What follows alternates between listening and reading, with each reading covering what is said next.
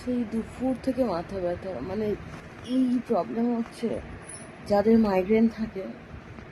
আমার মনে হয় তাদের মানে বাড়তি করে কোনো সূত্রই দরকার হয় না। যাদের মাইগ্রেন আছে তারা খুব ভালো করে জানো যে মাইগ্রেনের ব্যথাটা কীরকম।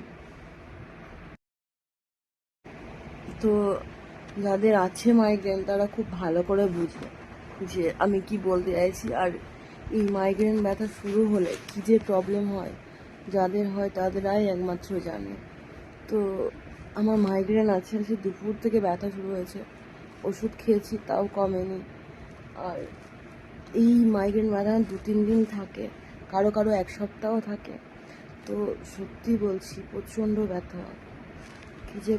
তো মাইগ্রেনে ব্যথা প্রচণ্ড, ঠিক আছে। আর নিয়ে বসেছি হচ্ছে একটু মুড়ি, তেল আর বাতাসা।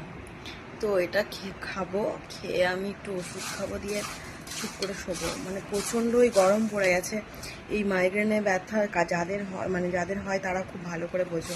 এক হচ্ছে খুব গরমে হয়, এক হচ্ছে অনেক ঘন, মানে মানুষজন যেখানে বেশি থাকে সেখানে হয়, ঠিক আছে। সবেতেই আমার মনে হয় মাইগ্রেনে ব্যথা শুরু হয়ে যায়। যাদের আছে না তারা খুব ভোগে। আমি তো মানে প্রচণ্ড হারে কষ্ট পাই, সবাই কষ্ট পায় যাদের আছে আমার মনে হয়।